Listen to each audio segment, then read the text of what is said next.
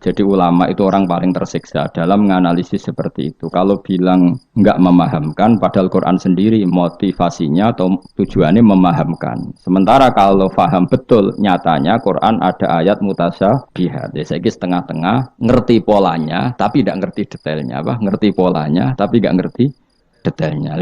Yang nggak ngerti detailnya kita ngomong wawahu alam. Tapi kok ngerti polanya? Piye-piye Quran turun itu lil mubin, lil ibana untuk memberi penjelasan. Kan nggak kebayang kalau memberi penjelasan kemudian Quran sendiri maknanya ndak jelas. Ini setengah-tengah. Piye-piye Quran walaqad yassarnal Qur'ana lidzikri fahal mim. Faqala mengko dawuh sapa Habib An-Najjar wa mal yala a'budul ladzi fatarani wa ilaihi turja'un. Wa ma ta apa uli kedue ingsun la a'budu ra nyembah ingsun alladzi ing zat fatara ingkang ngatur sapa ladine ingsun khalaqatik sing gawe sapa ladine ingsun. Elamane atek ora ana penghalang mujud di kedue ingsun min ibadati sange nyembah zat sing gawe ingsun. Al mujudi kang wujud apa muktadiha apa barang sing ndorong ning gone ibadah. La wa antum ta sira kabeh kadhalika iku normale kaya mengkono-mengkono kabeh. Wa ilaihi lan maring Allah sarasan turjauna den balekna sira kabeh badal mauti sakwise mati. Fa ijazikum mongko males sapa Allah kuming sira kabeh bi kufrikum kelawan kekafiran sira kabeh. Iki surat Yasin niku surat terkenal tapi sembuh niki sing oleh ngartekno. Begini nggih kula terangno sing umum mawon. Sing umum maknane boten khusus. Khusus iki maknane boten apa? Umum. Pertama dimulai dari Yasin. Ya. Saya berkali-kali ngomong Yasin itu mufassir itu ada yang cari aman. Ya, cari aman itu pokoknya sing gak resiko. Ngendikane biasanya Allahu a'lamu bi muradihi bidzalik. Gampangane muni wallahu napa? Alam. Karena awailu suwar kados Yasin, Hamim, Qaf itu termasuk asrarul Quran, sesuatu yang dianggap rahasiane napa? Rahasiane Allah atau rahasiane Quran. Tapi itu mufassir yang cari awal, cari aman. Tapi saya berkali-kali ngematur sebetulnya ada solusinya yaitu istiqmal. Berkali-kali kita kalau baca tiba napa salatullah salamullah ala toha rasulillah salatullah salamullah ala yasin habibillah. Jadi antara disiplin ikhtiyat, saya ulang lagi ya, antara disiplin ikhtiyat kehati-hatian itu tidak bisa menafikan istiqmalul ulama, penggunaan apa? Ulama. Ulama menggunakan Yasin untuk Rasulullah, sehingga settingnya berarti begini, Yasin ya Muhammad, ya saya ulang lagi, Yasin ya Muhammad, demi Quran yang bijak, innaka ya Muhammad laminal mursalin. Jadi secara istiqmal itu sudah sambung, Muhammad kamu sungguh termasuk orang yang menjadi Rasul. Normal betul? Normal, sama dengan Toha ma anzalna alaikal Qur'ana litasqa. Toha ya Muhammad, saya tidak menurunkan Quran ke kamu litasqa supaya kamu celaka. Jadi dari istiqmalnya kalimat juga settingnya juga siakul kalam menunjukkan bahwa Toha dan Yasin maknanya adalah ya Muhammad, no? Muhammad. Kemudian karena ini tidak ada kepastian secara sanad, juga ulama ingin Quran tetap ada mutasyabihat yang tahu hanya Allah. Kemudian tetap banyak ulama yang ngambil jalur ikhtiyat menafsirin apa? Allahu a'lamu bi muradihi bidzalik. Makanya kalau matur ikhtiyat jangan merubah istiqmal, istiqmal juga jangan merubah apa? Ikhtiyat. Sehingga kita tetap saja apa muni wa salatullah salamullah ala toha rasulillah salatullah salamullah ala yasin habibillah. Terus mazhab ketiga begini cara berpikir. Jadi muqtata'atul huruf, potongan-potongan huruf itu andekan Anda orang Arab dan hidup saat itu, seorang lagi ya, muqtata'atul huruf, potongan-potongan huruf itu andekan Anda orang Arab dan hidup saat itu, maka tahu maknanya. Tahu maknanya itu ngerti sing dikarepno, senajan to ora roh detaile. Misalnya kita dalam bahasa Indonesia sering ngomong gini, kemudian mubalek tadi atau Pak Guru menerangkan A, B, C, D, A sampai Z. Kita tahu A sampai Z itu nggak ada mananya, kalimat A sampai Z itu nggak tahu mananya. Tapi kita tahu bahwa yang cerita tadi mau ngomong bahwa sang mubalek tadi menceritakan detail, apa? Detail. Jadi misalnya saya tadi dilapori seorang suami istri yang konflik dengan istrinya. Dia ngomong buruknya istrinya A sampai Z. Maknanya apa? Cerita buruknya istrinya detail. Meskipun A sampai Z itu satu potongan huruf yang tidak ada maknanya. Ya seperti itu kira-kira Yasin, Hamim, Ain, Sin, Qaf. Jadi kira-kira inilah Quran. Itu dugaan ulama. Lah kepentingannya ulama hanya satu, jangan sampai ada orang yang protes kalau Quran untuk memahamkan orang, kenapa ada huruf-huruf yang tidak memahamkan? Sehingga ulama di kepentingan, tentu kepentingan yang baik, supaya ada analogi. Analogi itu kiasan bahwa seperti itu mungkin. Kayak kita ngomong tadi, saya punya teman cerita istrinya A sampai Z. Itu maknanya apa? Cerita detail. Sementara A sampai Z ya tetap potongan huruf yang tidak ada maknanya. Jelas ya? Jelas tenan to ora? Ojo kok pepeh kowe malas berpikir terus Yasin Allah alam ora roh. Lan aku ya ora rohe gak Yasin tok, sak teruse ya ora roh. Paham ya? Gayamu ora roh Yasin tok. Kalau Yasin hanya Allah yang tahu. Memangnya kowe roh liyane Yasin. Ya saya tak bedheki ya yo. Waqilal yawmanan sakum kama nasitum liqa ayyamikum hadza artane kan ya padha ngene wallahu alam. Anak gue super wallahu alam. Ora kudu apa? Yasin. Oh, modelnya nak goblok untuk justifikasi, modelnya untuk. Coba nasibnya orang gak ada yang tahu. Ya masuk gue tak takut halal haram juga. Nah, potongan roh itu bakat, nopo? Bakat.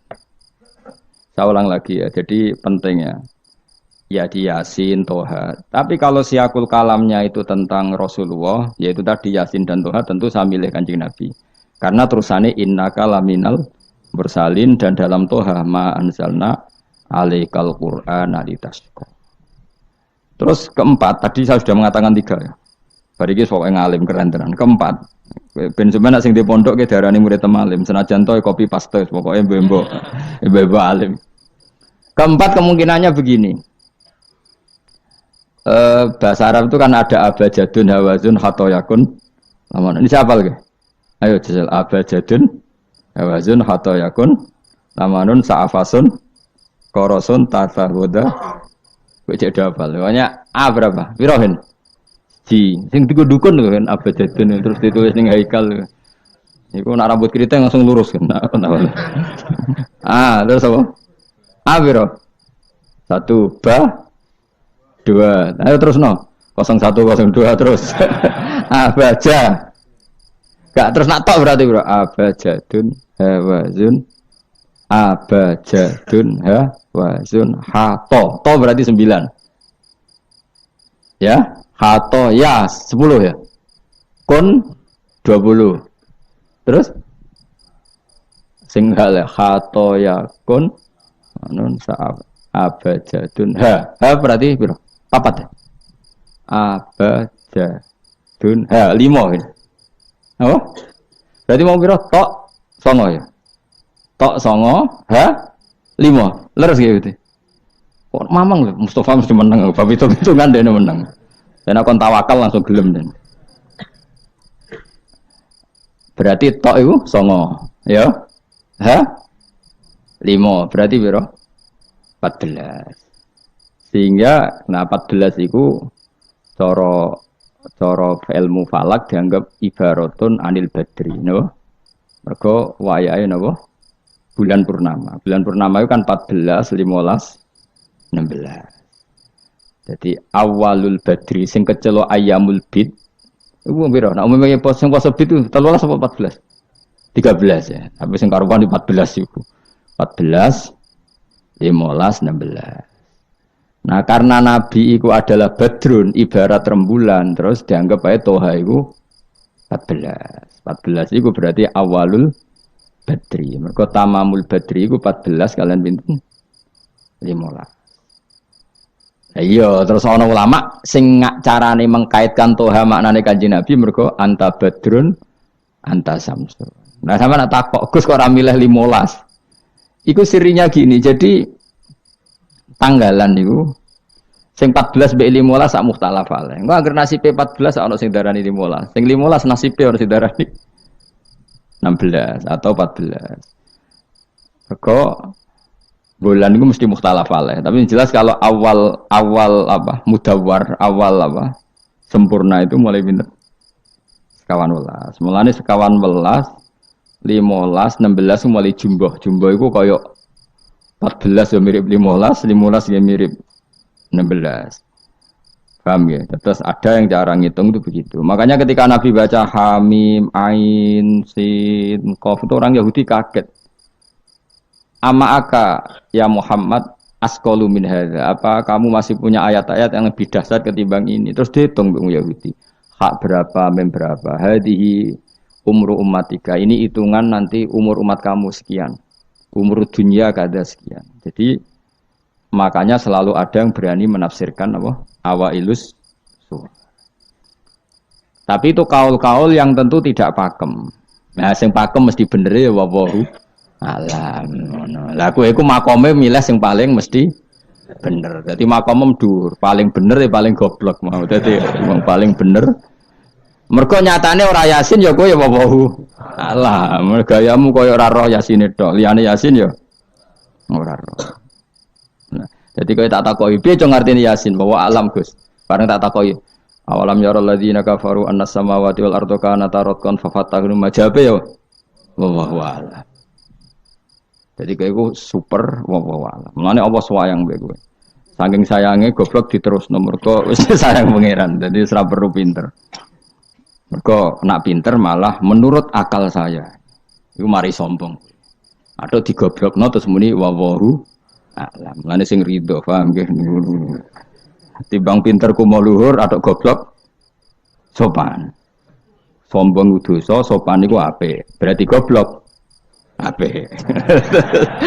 Lah aku bila sampean orangnya yakin ya. Jadi, aku yakin ngarepe pangeran. Muga aku pengagum pangeran. Pangeran nggih barang goblok kok ana gunane. Mulane kula dadi wong pinter tapi sering istighfar. Tenan to kan? Aku alim lah aku sering istighfar. Mergo kadang-kadang melane kula nu termasuk wong alim sing jarang terima fasilitas. Mergo aku izin ketemu pangeran. Ya jale misale Rugen mondok. Misale kan mondok, meskipun ora terjadi. Rugen mondok 16 tahun hafal Quran luanya. Terus juara nasional. Juara tahfidz nasional Rugen. Keriting gendut umur umur 16 cek imut-imut. Engko ujung-ujungnya apa? Rungokno. Untuk hadiah umroh terus uang 50 juta. Oke itu baik ya, dari segi syiar itu baik, tapi tetap statusnya mendapat. Ya statusnya, sehingga bisa saja kita dimintai tanggung jawab Allah. Hafal Quran tak paringi gampang kok, untuk umroh, untuk duit. Apa yang kamu lakukan untuk Quran? Ternyata dia ngapalkan untuk lomba. Semuanya untuk lomba dan untuk mendapat. Ketika kancamu sing goblok, Quran rapal, kitab ora alim, terus urip ning Gunung Kidul, wong berhubung melarat kan urip ning Gunung Kidul. Berhubung ora juara nasional yo ning langgar penceng. Tapi akhirnya mulang Quran dah cili-cili. Sono bocah iso maca Quran ya sebab ndekne. Ada pengajian Quran sebab ndekne karena dia ada juara nasional. Sing iki goblok memberi. Napa? Sing iki pinter mendapat atau menerima. Sing paling tak wedeni dadi wong alim iki. Banyak teman kita yang ndak alim urip ning pedalaman, akhirnya gawe masjid, gawe madrasah. Kita sing kecelok alim pinter pidato diundang untuk sangu duit kas masjid. Lho kowe ora usah guyu, kowe ora usah melok ngenyek dosa kowe melok ngenyek. Artinya aku mulai jangan-jangan goblok kamu jarak ngono. Karena ingin memberi, tidak ingin menerima. Mulane aku tetap hormat kowe. Hormat banget, hormat banget. Maka hidup ini, makanya kula suwun, siapapun yang alim itu menjaga diri dari mendapat. Tapi Joko terus gedeng pengajian ya keliru. Uripe masjid itu nak ono pengajian. Tapi kiai ini kudu iki. Taruh saja misalnya dia harus tahu kalau misalnya dapat sangu 2 juta. Harus langsung dizakati. Ora usah ngenteni setahun. Karena potensinya uang ini satu, kalau ilmunya dia manfaat, mungkin seimbang ilmu manfaat untuk 2 juta. Tapi kalau ilmunya enggak manfaat, dia harus zakati ini. Ya zakati apa saja. Lagi masjid juga 2 juta duit cemen. Dikekno masjid sing lebih enggak urip atau dikekno pondok. Ya paling penting dizakati lah. Gue pribadi ya sak kadare, gue anak bojone ya sak kadare. Sehingga ulama dulu kalau zakat itu ada yang sampai 50%, ada yang sampai 2/3 persen. Makanya Saiban Ar-Ra'i ketika ditanya, zakat menurut kamu berapa? Saiban Ar-Ra'i, ya zakatnya wong khawas ta wong am? Wong khawas. Ya wong khawas iso 100%, iso 50%, iso 80%. Karena tadi dia takut hisab. Umpama aku kenal sampean ngene iki kok ora krana ngaji Jalalain wedi hisab. Karena kalau kenal ndak di luar ngaji paling ya. Misalnya aku di daerah santri nggak di luar ngaji. Paling kon mijeti, kon gowo tase. Ya sudah seperti itu, reputasinya semuanya khadzun nafsi. Tapi kalau kenal seperti ini kenangannya kan saya ngajar Jalalain. Kowe mulang belajar. Semuanya tentang Quran, semuanya tentang ilmunya Allah Ta'ala. Sehingga sebaiknya kita ya kenal hanya gini-gini saja, ora usah akrab teman-teman. Mari ruwet. Jadi ulama dulu itu sampai seperti masyhur itu Dawi Imam Syafi'i. Itu sampai tak figura. Wadittu annal khalqa ta'allamu hadzal ilma wa ma nusiba ilayya syai'un minhu. Sebagian riwayat harfun minhu. Saya suka kalau semua orang belajar ilmu saya. Maksudnya ilmunya beliau tentang fikih. Tapi tidak satu pun dari ilmu itu dinisbatkan ke saya. Jadi intinya Imam Syafi'i ingin orang itu belajar halal haram, belajar caranya haid gimana, basuh haid itu piye, nak tolak piye, iddah piye. Kemudian enggak perlu kenal saya kata Imam Syafi'i. Karena dia yang diinginkan adalah semebare ilmunya Allah Subhanahu wa Ta'ala. Orang kok terus dimenet umat sakmene nak nggih rombongan wali songo selisih piro. Lha iku mergawe jenenge napa? Tapi misalnya rano sing mergawe ya rano sing ziarah, jadi repot zaman akhir. Ya sudah seperti itu. Makanya kalau ini cerita ya, ulama itu orang paling tersiksa karena tadi kalau dia ngomong semuanya adalah wallahu a'lamu bimuradi bidzalik, problemnya pertanyaan itu. Quran turun untuk memberi penjelasan. Lalu bagaimana kalau Quran sendiri tidak jelas, yaitu awailus suwar. Karena tersesa itu maka ulama memberi satu analogi, meskipun tidak yakin tapi bikin satu kiasan. Kira-kira maknanya seperti ini. Ya saya tadi punya tamu yang cerita jeleknya istrinya, cerita A sampai Z. A sampai Z itu nggak ada maknanya, tapi kamu tahu kan maknanya. Nggak ada maknanya, tapi kamu tahu maknanya. Maknanya apa? Detail. Paham ya? Nah orang Arab itu tahu. Andaikan kamu orang Arab hidup saat itu tahu. Quran itu begini, hamim. Dia tahu. Ha itu merujuk apa? Mim merujuk apa? Jelas ya? Tapi tetap saja kita tidak tahu yang semestinya. Sehingga kita tetap ngendikan wallahu alam. Dan itu makom tertinggi. Itu makom sampean semua. Lah saya milih makom sing dek-dekan. Mulane nerangno mau iku makom dek napa? Dek sing makom dhuwur napa? Wallahu alam. Sampeyan milih makom dhuwur tapi gak manfaat. Kalau milih makom dek tapi napa? Manfaat. Kayak tawakal itu makom paling dhuwur. Tapi akhirnya nganggur, klunak-klunuk ning omah. Sing ora tawakal do mergawe duwe karyawan manfaati wong akeh. Ki milih ndi? Jare kancaku, sakjane ora tawakal gitu. Angger gak di toko ora nganggur dhewe. Cuma aja wong kiai ora ada alasan dadi nganggure, alasannya apa? Tawakal. Jelas.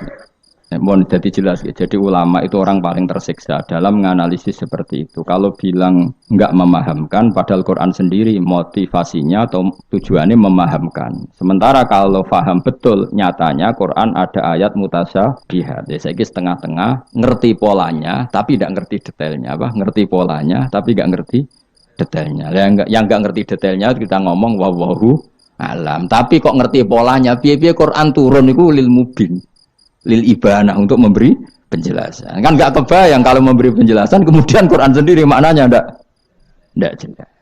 Ini setengah-tengah. Biar Quran walaqad yassarnal Qur'ana lidzikri fahal mim muddakir. Sehingga ulama mulai dulu tetap ngendikan kalau maknanya Yasin Kanjeng Nabi mergo urutane ya urut tenan. Yasin ya Muhammad misalnya wal Qur'anil Hakim innaka ya Muhammad laminal kan sambung mboten? Sambung kan?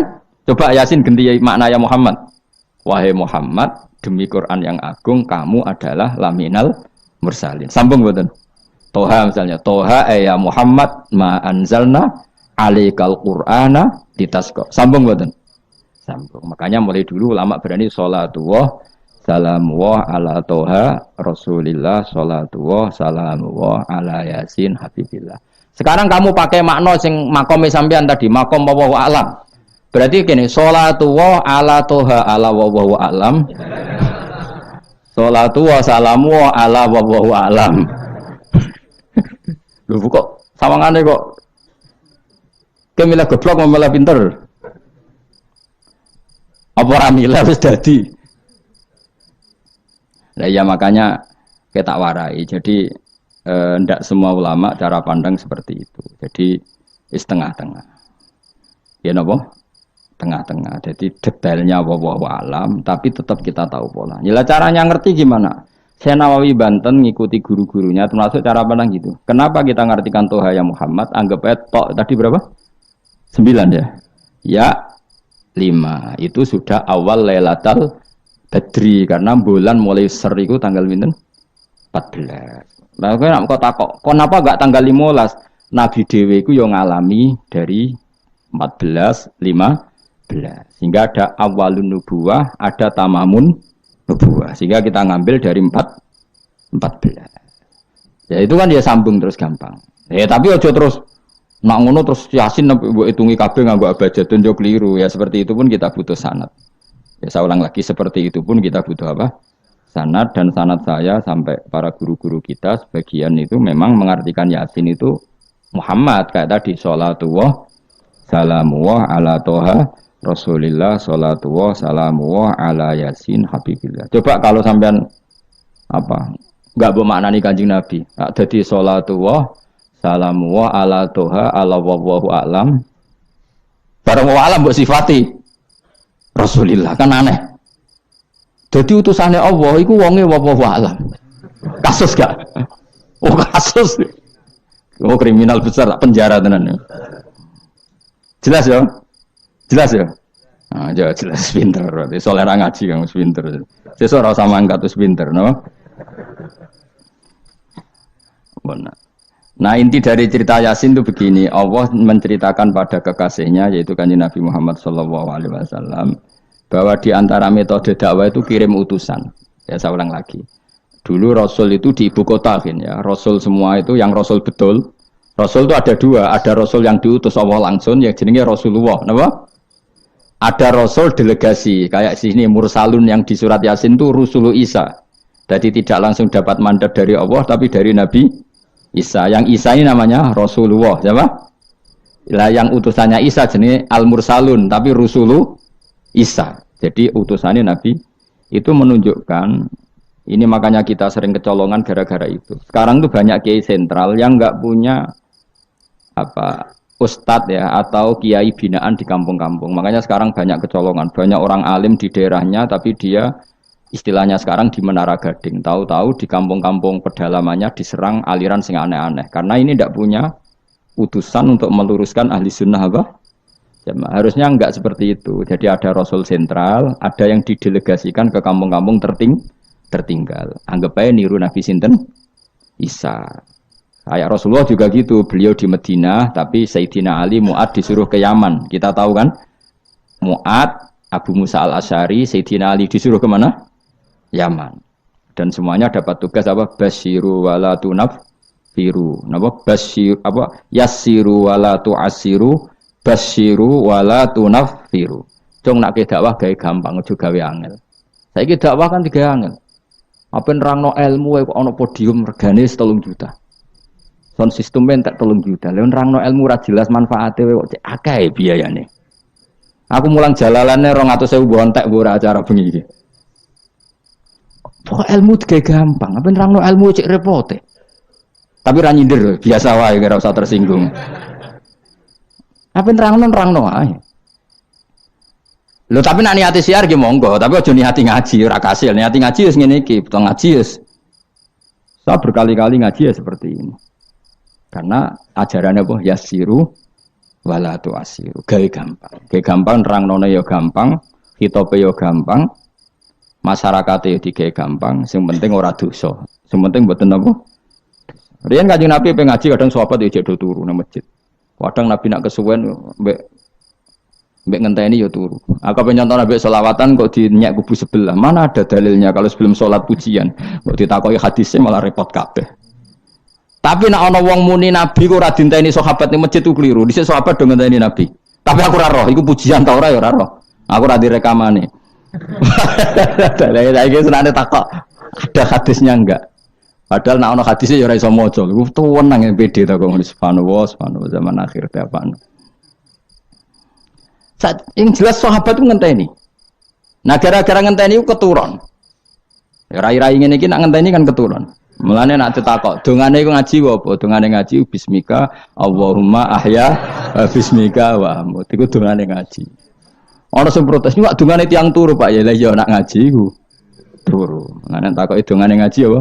Bismika Allahumma ahya wa bismika wa amut. Mergo agar ngaji turu. Tapi ini kisah nyata, ana wong alim mubalek ngomong ngono protes. "Pak Yai, saya ini orang alim, banyak hafal hadis. Gimana? Tidur pengajian itu sunat." Wah kaget gini, wah wong alim tenan. Wong alim tenan, wong kanca kula kok sing protes kanca kula alim. Ya tak warai dhisik, saiki pinter wis. Protes. Kenapa kok sunat? Kata Pak Kiai pengajian itu pertamanan surga. Di mana-mana pertamanan bikin orang ngantuk. Wah, Kiai nak merasakan pengajian datanglah ke pertamanan surga. Di mana-mana orang di pertamanan itu ngantuk. Ngantuk. Makanya anggap saja yang tidur itu ya di pertamanan surga. Tapi orang tok ilmu jenenge turu. Jadi mulane kula nu dadi kiai wis lega atine. Sing ngrungokno ya monggo, sing turu ya monggo santai mawon. Ilmu kok cukup untuk menganalisis itu. Jadi ilmu saya cukup untuk menganalisis itu. Kalau terang malih ya. Jadi Rasul itu semuanya di pusat kota. Makanya ada litung tiro ummal qura. Ya, semua Rasul itu di pusat kota. Ora oleh Nabi kok wong desa. Tapi desa-desa ini dikirimkan santri-santrinya. Sehingga kita kenal misalnya Sunan Bonang punya utusan San Wijogo. Kalijogo dakwah daerah Sragen, Boyolali sampai Jogja menawa. Tapi aku ora rodo Jogja tenan pura. Tapi Darwan tok Solo 3, Boyolali, Sragen. Tapi menawa ya tok Jogja barang. Terus Mbah Sunan Bonang punya murid Mbah Soleh yang sampai Sarang misalnya. Itu mulai dulu gitu. Sehingga saya termasuk orang yang bapak saya kandung itu hidupnya itu paling 2 kilo dari makomnya banyak Sunan Ampel, Mbak Ibrahim napa? Asmara Konti. Ya Sunan Ampel itu ketua Wali Songo itu punya bapak itu di daerahnya bapak saya. Namanya Ibrahim napa? Asmara Konti. Nah bahasa Arabnya As-Samar Konti. Terus ini punya bapak namanya Jumadil Kubro itu di Mojokerto. Karena logikanya tadi, ketika dari mana itu Thailand atau Cempo itu ke Thailand apa Myanmar? Apa Kamboja? Kamboja. Ya? Tapi sakjane rapati Kamboja, kowe kok roh nek iku Kamboja ora roh. Pokoke Cempo lah. Ya kalau enggak Kamboja ya Thailand. Atau kubu sebelah itu angel temen redaksi ini. Daerah sebelah maksudnya daerah sebelah. Angel orang wong sufi angel. Mergo kowe wis terjustifikasi, penting ku nak ra paham muni wallahu a'lam. Kacau. Gayane sopan tapi itu pelemparan tanggung jawab. Nah, dugaannya para sejarawan, saya termasuk yakin yang versi ini kan beberapa sejarawan itu kan macam-macam. Ono sing nulis buku profesi, biasanya rapati paham. Umpamanya nulis itu profesi bentuk royalti. Ono sing kiai alim paham sejarah tapi mau nulis wedi ra ikhlas. Biasane nulis iku rada golek dhuwit. Ana sing ora nulis ya ora paham koyo kowe, penting seneng kiai. Iku makome ya dhuwur. Ora penting seneng kiai. Nah, keyakinannya banyak kiai itu Sunan Ampel itu lahirnya di Cempa. Jadi dibawa ke Tuban itu sudah ada. Sama beberapa ibu putri Cempa. Karena Tuban itu pelabuhan kan dulu kan enggak ada akses kecuali apa? Pelabuhan. Maka turun di Tuban ya di desanya bapak saya. Makanya keluarga besar saya itu dulu ya masih keren lah secara silsilah. Nah, maksudnya intisab ya, entah intisab gen maupun intisab nopo belajar. Ya. Intisab kan ada dua, ada gen, ada apa? Belajar. Nah, sama intisab nasab maupun intisab sabab. Ini penting saya utarakan. Sehingga orang yang tidak nasab pun untuk barokah Kanjeng Nabi Muhammad sallallahu alaihi wasallam yaitu tadi karena kullu nasabin wasababin mungqatiun yaumal qiyamah illa nasabi wasababi. Jadi wong sing wis gagal nasab ngene iki iku iso intisab Nabi lewat nasab sebab yaiku napa warasatul ilm apa? Warasatul ilm. Jadi kowe sekali ra alim wis taqabbal wa minamikum taqabbal ya karim. Habib ora, ye ora, Gus ora, alim ora, sapa? Muhibbin, pecinta, penggemar. Kayak slangnya kayak ana penggemar itu. Nah karena bapaknya Ibrahim Asmara Konti itu wali itu kan ya orang alim. Makanya dia ke Mojokerto. Karena tradisinya wali itu ngikuti Nabi. Syaratnya Nabi dakwah itu di pusat kota. Zaman itu pusat kota Nusantara kan Mojokerto karena di situ ada apa? Majapahit. Jadi secara logika masuk akal kalau Mbah Jumadil Kubro itu makomnya di Mojokerto karena untuk mencari pusat kota. Paham ya? Jadi ini saya setuju dengan versi itu karena coro hitungan-hitungan alim itu masuk akal. Paham apa? Singgah di Tuban karena pelabuhan, milih Mojokerto karena pusat kota. Karena semua nabi itu litung ziro, ummal qura, waman haulaha. Nah kemudian para nabi ini karena sentral di daerahnya, beliau untuk ke pelosok-pelosok kirim utusan. Itu disebut arsalna ilaihimus. Nah utusan minimal 2 karena biar ada temannya. Ono konco ngrumpi, konco rembukan. Nah dhewean kan repot. Nah 2 ini kemudian ditambahkan 1. Fa'azzazna bisalis. Terus sunnah keempat, biasanya dalam proses dakwah itu dibenci banyak masyarakat. Kemudian Allah selalu bikin 1-2 orang yang mau iman dari kampung situ. Ya, dalam konteks ini Habib An-Najjar disebut waja'a min aqsal madinati rajulu yas'a. Jadi polanya Allah ini akan terulang terus. Kalau kamu di dakwah di desa binaan maka yang nolak banyak, tapi selalu ada 1-2 yang menerima kamu. Nah ini yang awal 1-2 menerima kamu, insya Allah awal dari kebaikan segalanya. Asal kamu sabar. Dan itu harus dilatih. Dimulainya dari mana? Ya dakwah ilallah walillah. Tapi kalau motifnya sudah uang, akhirnya kita repot. Daerah ini prospek karena ngerti HE kiai. Daerah ini ora prospek ora roh HE. Akhirnya sing ora prospek udah mek sugihan di ritual sing kejawen sing cara zahir sirik dijauhi para kiai. Bareng diserang kubu sebelah kene bengok. Nah kelakuan kok ngono iku apa-apaan, paham ya? Jadi kita ini sudah salah kaprah. Jadi dakwah ning daerah prospek ekonomi maksudnya. Tapi ora gelem dakwah ning daerah bina. Lho kula gadah cerita niki demi napa? Demi kebenaran kula ungkapno. Di Pasuruan itu ada desa namanya Cowek. Itu dulu bapak ke sana itu pakai truk power. Truk power. Itu kampung situ riyen abangan. Saat ini termasuk menjadi kampung terbanyak hafidnya. Itu sekarang saya teruskan sudah jadi kampung yang maju itu hafid terbanyak termasuk terbanyak itu di situ. Itu dulu bapak ke situ tempat truk power. Nah, truk power iso munggah. Sama ingat kecilnya dijak ke sana. Terus sekarang yang dulu dibina bapak saya sudah diputu. Sekarang saya teruskan. Saya masih dakwah di sana. Kadang ya doan ke saya. Keren. Mulane kula nganti saiki ya ora perlu tak ceritakan, saya masih punya desa binaan di Kalimantan, di beberapa daerah itu santrinya ngaji di saya tak bina karena tadi ada yang di sentral, misalnya saya di Jogja gini namanya sentral. Kemudian ada yang dikirimkan ke desa-desa apa? Bina. Dan itu cukup delegasi karena kalau kiainya induk ikut nguyur ning kono, engko terus kene kosong. Kadang tuke wayoan tok ora binaan. Ya ora apa-apa halal, tapi kadang iku binane ra kasil tapi wayahe kasil. Ya wong akeh ya macam-macam. Kowe ora usah protes. Engko nang protes ustaz juga manusia, jawabe omong ngono ustaz juga manusia.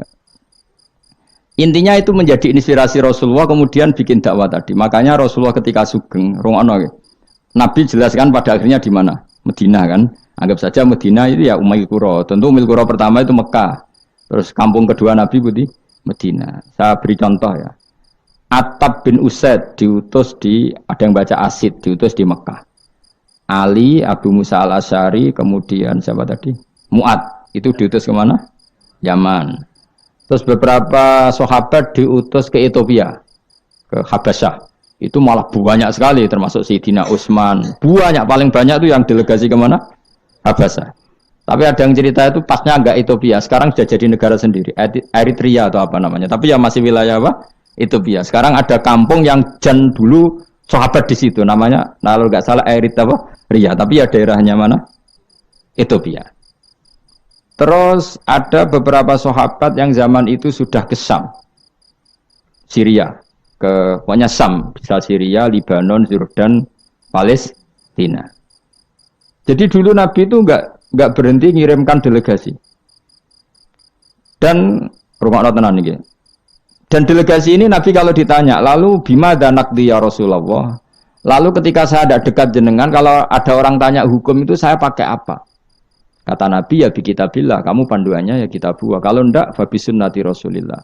Kalau ndak al-khikil asbah bil asbah wan nadhir bin nadhir.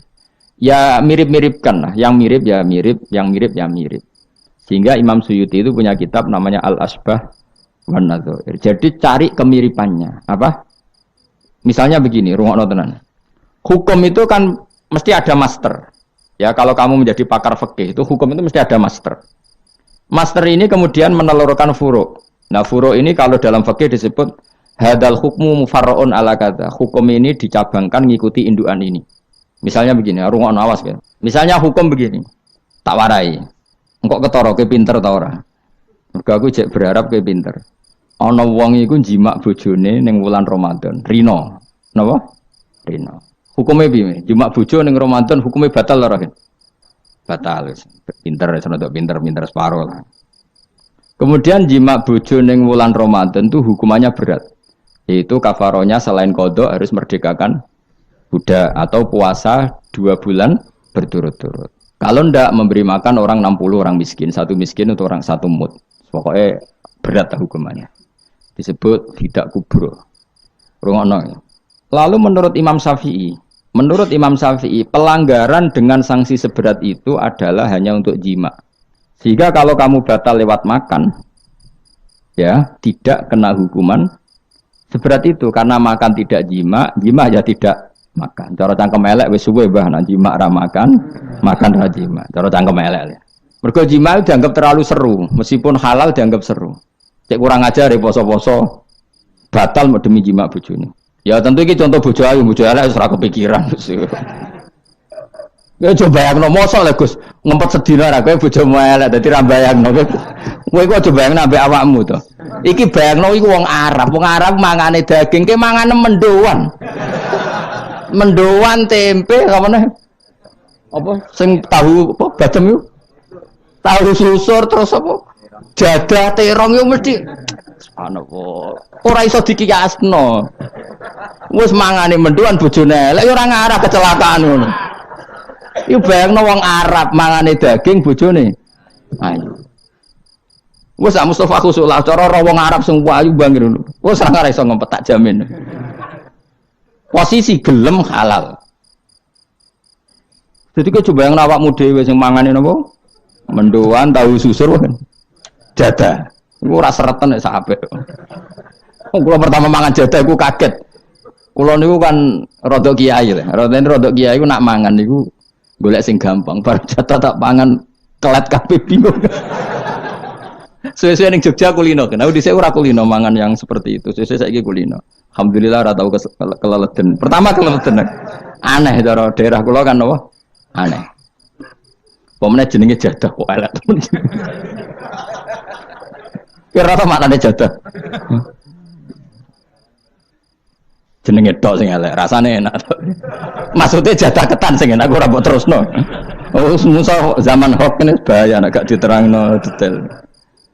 Rungokno tenan iki tak latih alim ya, mergo ilmu barokah. Kula nu untuk barokah ulama-ulama sing pun kabundut maupun sing ijek sugeng. Kemana? Sehingga cara Imam Syafi'i ya jima itu tidak makan itu tidak jima. Oke, kita setuju. Karena jima itu dianggap terlalu serem. Napa? Ya serem tuh misalnya ngene, kowe mertamu gone rugen, terus mangan segone kan normal, terus pamit.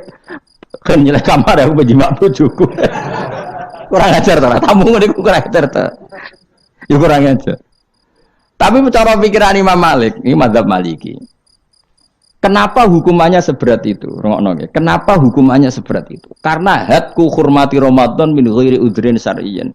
Melecehkan Ramadan, tidak menghormati harkat Ramadan dengan tanpa uzur yang syar'i. Sehingga kalau kamu makan mie atau makan sate atau makan jadah tanpa uzur syar'i, tanpa sakit, maka hukumannya sama. Karena dianggap melecehkan Ramadan tanpa uzur syar'i. Imam Malik cara berpikir, memangnya jima bojo statusnya haram kan tidak zina. Jima bojo status halal apa haram? Halal. Bedanya apa dengan makan? Ke jima lebih mangan bedanya apa dalam hukum halalnya? Sama kan? Kenapa hukumannya berat? Padahal jima itu halal. Karena hadku hurmati Ramadan min ghairi udhrin syar'iyyin, merusak kehormatan Ramadan tanpa udzur syara, sehingga dihukum seberat itu. Kalau gitu tidak harus jima, makan ya sama, rokokan ya sama, apa saja sama. Paham ya? Ya sudah seperti itu, namanya al-hikin nazir bin nazir wal asbah bil asbah. Maka menjadi lazim dalam hukum fikih ketika sesuatu disebut itu mewakili yang lain, yang semakna. Jadi buat kias. Saiki wong malah gergakno sunah Nabi keliru. Sunahnya mana? Sunah mbahmu. Zaman Nabi Sugeng wis ana kias. Justru Nabi menyuruh kita pakai kias karena sunnah itu tidak cukup. Kenapa tidak cukup? Karena Nabi yang pernah dilakukan Nabi tentu jumlahnya terbatas.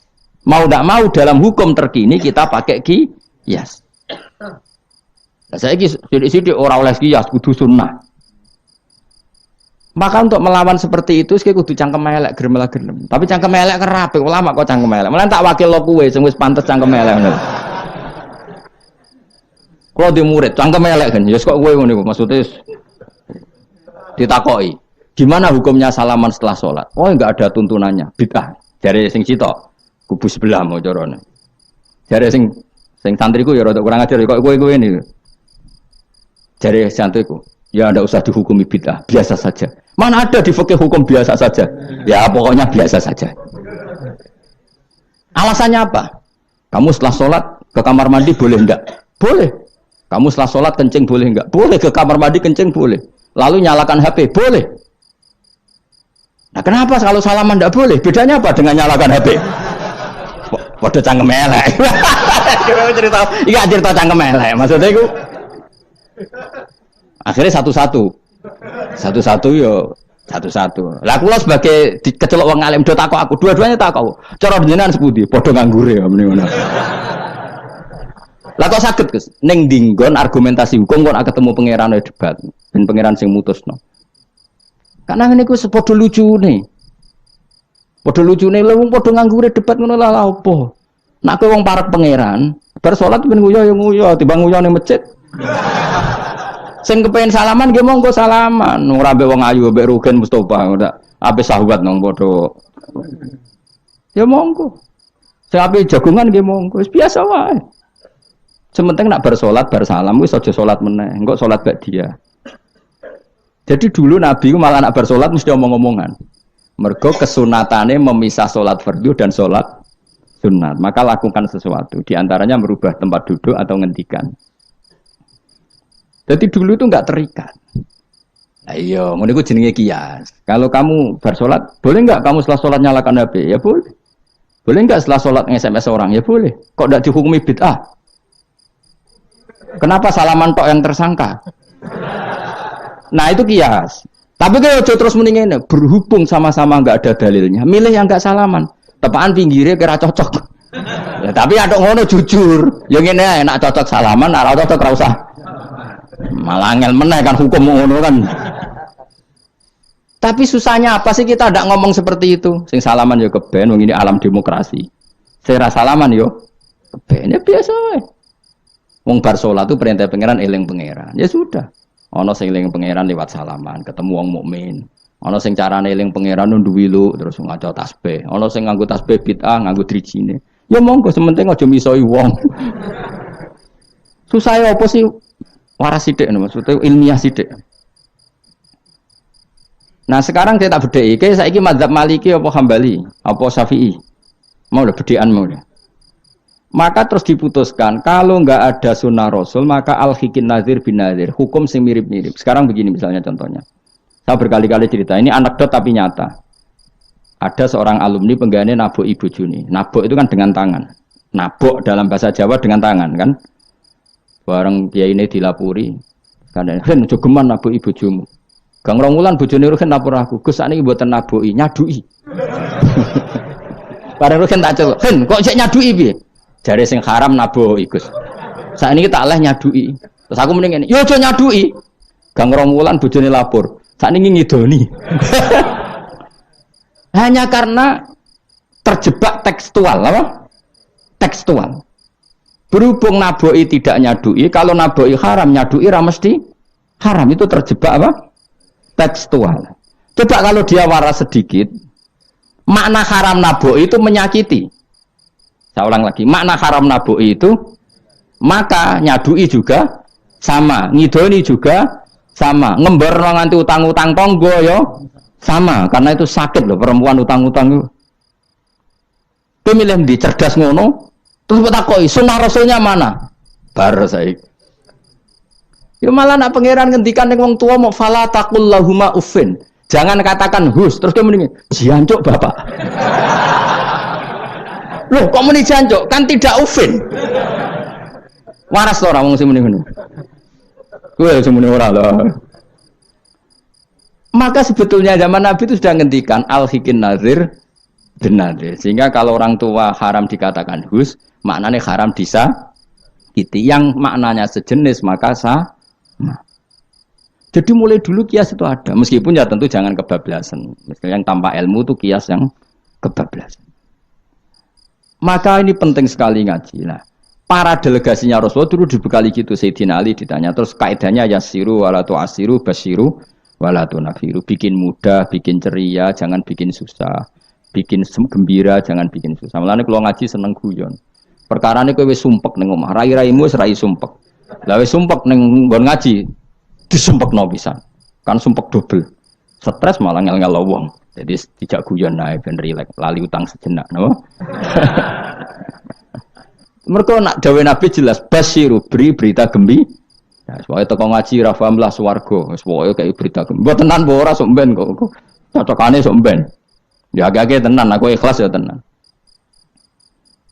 Mulane cara kiai-kiai kuno nak ngakali. Yo kowe ngaji mbek aku mesti swarga, asal ikhlas. Ana tambahane ana asal ikhlas wae. Jadi saya ulang lagi ya, kias itu nggak bisa dihindari karena yang dialami Nabi itu hanya jumlahnya terbatas.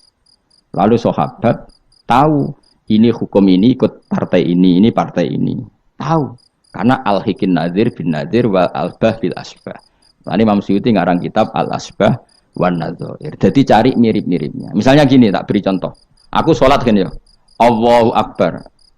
Kemudian ada setengah upo. Bukan sampai satu, titik, tilik terus kelek. Itu kecelok makan apa kecelok keuntal? Loh, cilik kelek. Kecelok makan apa kecelok keuntal?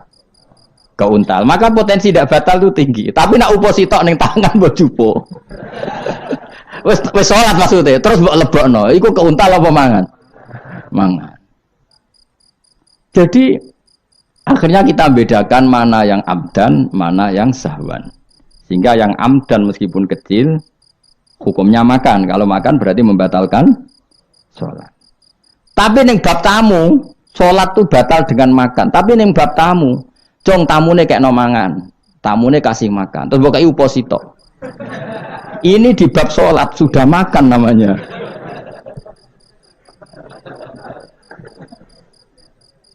Paham ya? Neng bab salat sing diarani mangan batal sak upo apa kudu sak piring? Sak upo. Nah ning bab nyugoi tamu, sak piring apa sak upo?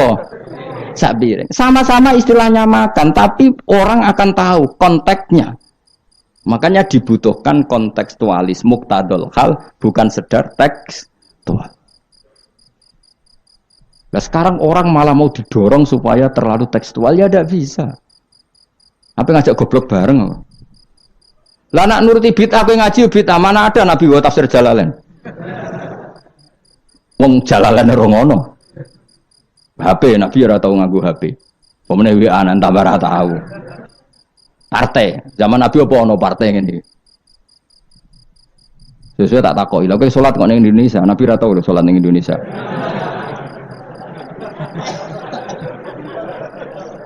Malah panjang kan kalau diterus-teruskan. Maka kita hanya ngambil Nabi ku sholat itu sujud ning Allah Subhanahu. Maka yang penting itu sujud. Nabi ketika sujud itu baduke sak ngisore aliyah, sak ngisore bokong. Maka syarat saya sujud itu dari ulama-ulama bokonge kudu sak ndhuure bathuk. Oke.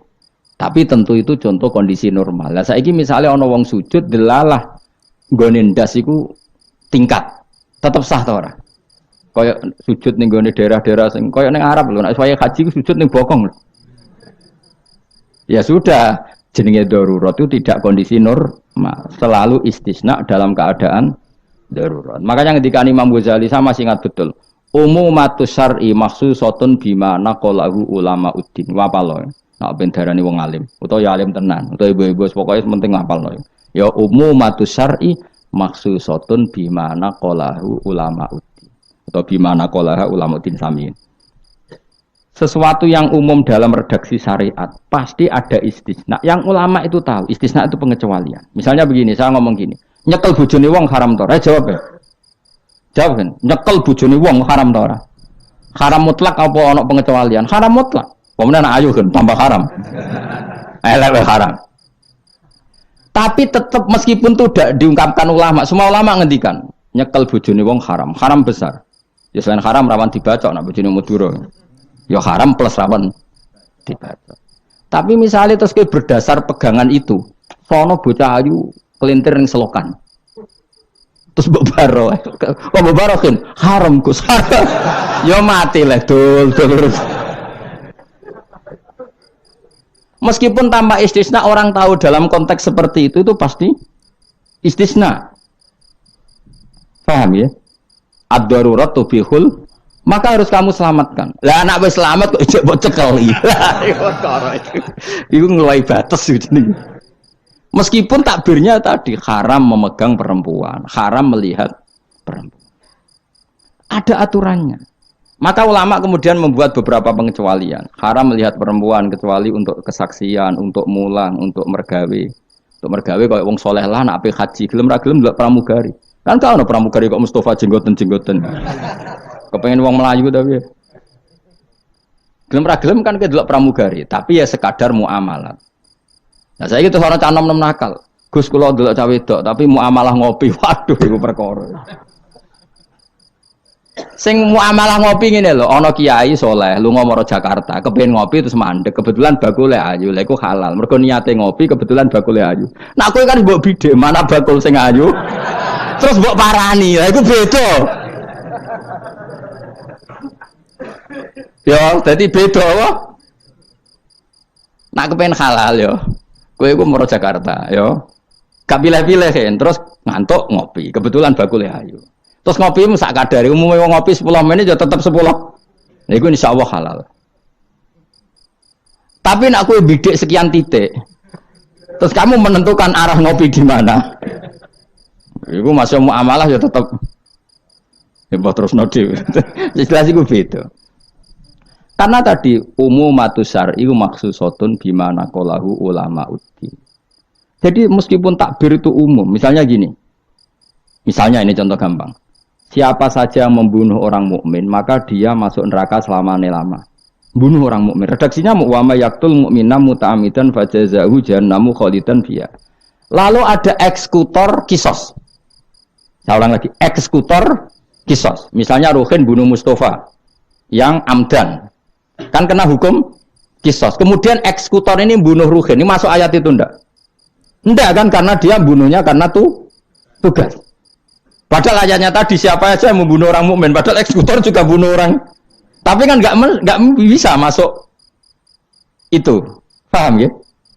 Terus ada lagi contohnya, kita latih fikih. Ben pinter.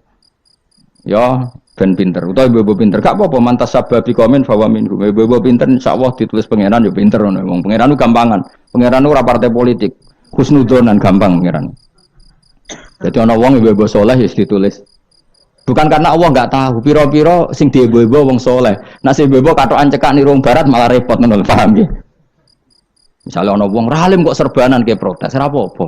Nek ngibo wong barat katokan tok malah repot. Wis ngono ae makome cek ngono mau.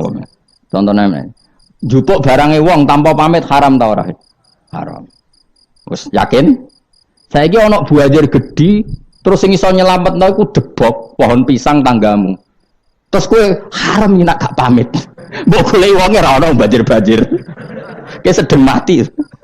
Iku wajib ngetok tanpa pamit. Sing duwe wajib ngekeki izin suatu saat konangan iku. Nah nek nuruti fikih ya kudu izin. Nah, tapi hukum ini iki maksusah ditertentukan dalam kondisi normal. Nak kondisi ra normal langsung kowe ngetok. wet mau terus mbok go ngelangi. Iku halal tanpa izin. Nah kecuali ngene buta sitok mumpung untuk izin ngetok 5. Sing 5 ben sing duwe kuwapok. Ya kurang ajar lah dol-dol itu. Maka kemudian ulama menyusulkan kaidah ad-darurat tubihul mahdzur. Dalam keadaan tertentu ini boleh. Nah, artinya gini, enggak bisa. Sidik-sidik sunnah Rasul ora bisa karena yang pernah dilakukan Nabi jumlahnya terbatas. Maka al-hikin nadzir bin nadzir. Yang mirip-mirip ini disamakan mirip-mirip ini. Yang mirip-mirip ini disamakan mirip. Makanya, nah, kemudian ada hal-hal yang kita tidak pernah tahu persisnya. Kayak kasus tadi, orang jima istrinya di Ramadan. Cara pikiran Imam Malik, illatul hukmi adalah hadku hurmati Ramadan biwiri uzrin syar'iyyin. Maka makan sama minum. Cara pikiran Imam Syafi'i ya ndak, kalau jima ya jima saja, jangan yang lain. Kesetuju ndi? Ono pikiran rodok beling, pikirannya wong Hanafi. Khilah jadi, khilah itu rodok beling. Rodok beling ini, misalnya kowe poso-poso kok luwes banget. Mokak wedi kena hukuman niku.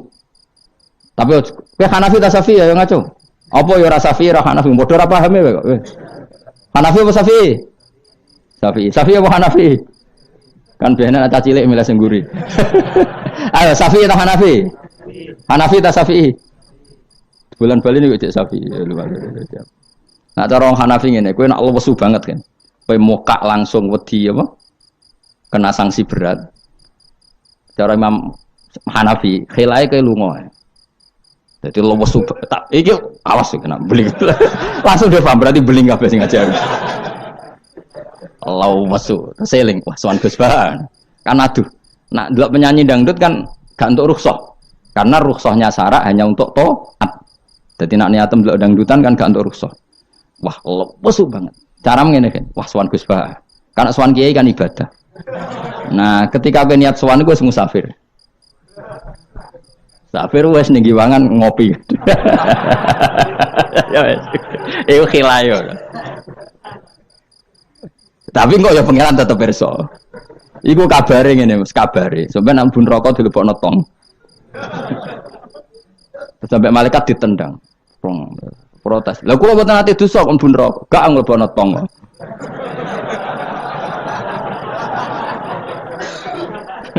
Dadi engko adu khilah-khilan mbek malaikat. Dadi nak sing ra khilah ya tapi ya masuk akal dari Abu Hanifah wis ngene ae nak kepeksane kepeksa ke lesu. Kan sebetulnya syariat itu gampang, nak lesu banget sampai membahayakan fisik. Gak perlu ngolah kan kamu statusnya famangkana minkum maridon awala safar dengan vonis medis bahwa kalau kamu tidak makan pingsan misalnya cukup sudah boleh buka. Paham ya? Syariat itu luas. Makanya saya ulang-ulang lagi, umumatus syar'i maksusotun bimana qalahu ulama uddin. Meskipun nas itu umum, ulama tahu catatan-catatannya, aturan. Jelas ya? Jadi saya mohon sekali, makanya anak kitab namanya Al-Asbah wan Nadzair. Jadi misalnya Nabi melakukan sesuatu, kita cari mirip-miripnya. Jadi misalnya Nabi kirim utusan ke Yaman, berarti Nabi di sentral dakwah, kemudian kirim delegasi ke kampung-kampung tertinggal. Ya kamu jangan harus Yaman. Misalnya di sini bisa Sragen, Boyolali, Jogja, Rembang, apa saja. Tidak harus Yaman. Jadi ngambil sunnahnya bukan Yaman. Aku saiki kok misalnya orang Indonesia kirim utusan yang Yaman, yo kalah alim le dul. Ning kono Sayyid Umar Hafid ono alim-alim tapi mbok kirimi utusan. Jare niru Nabi dulu ya dakwahe kirim utusan ning Yaman. Mbahmu ngono ngarwan Yaman saiki malah gudange ulama. Sayyid Abdul Haddad wong Yaman, Sayyid Umar Hafid wong apa mbok dakwahi kiai pesolatan. Apa mbok ulang primbon. Lah nek nuruti sunah Rasul zaman iku tugase ning ndi? Sembrono. Mesti Yaman zaman iku maknane nyuwun sewu daerah tertinggal zaman Nabi. Lah saiki wis dari pusat Islam. Jadi saiki Yamane digenti koyok moro dakwah ning daerah tertinggal. Ora kok Yaman sing saiki. Lha iku jenenge Al-Hikin Nadzir bin Nadzir. Kanjeng Nabi dikandani pangeran, ngene lho mat, kena dadi nabi, wis kowe ning Mekah atau ning Madinah, tapi ada delegasi di beberapa daerah niru peristiwa Nabi Isa. Iku jenenge wadrib lahum masalan ashabal qaryah. Paham ya? Paham wis pokoke yasinan mbek paham. Seneng aku di murid pinter-pinter seneng. Muni paham. Nyenengno guru iku ibadah. Tapi nek kira paham paham bodoh niku dosa. Dadi ganjarane sitok nyenengno guru, dosane sitok bodoni. Tapi tetap berarti ke ganjaran itu ditulis 10. Elek ditulis sitok, berarti bati 9. Ya kan al hasanatu bi asri amsalihah, berarti piro? 10. Bodoni ditulis sitok, berarti cek piro? 9, cek bati lah, cek bati. Niku hadis lho Kang kira oleh bantah. Ya, pokoknya anggar manja bil hasanati falahu asyru amsalihah wa manja bi sayyiati fala yujza illa misal. Iku Qur'ane ngoten, hadisnya jelas. Nah, apik ditulis pinten? 10. Iku wae 10 minimal Kang. Nak tepaan nama apik banget ila sab'i mi'ati difin ila atafin kasira dilipatkan 700 sampai ila atafin apa? Kasira. Mun kula terusno. A'at takhidhu ana ta ngalap sapa ingsun. Bil hamzataini tetep gam-gam loro minhu mata qaddam. Maksude iso tasil iso tahqiq. Fi ang dartahum bahwa ta'ata fi istifham bi makna nafi kan maknane nafi. Min dunihi saking liyane Allah.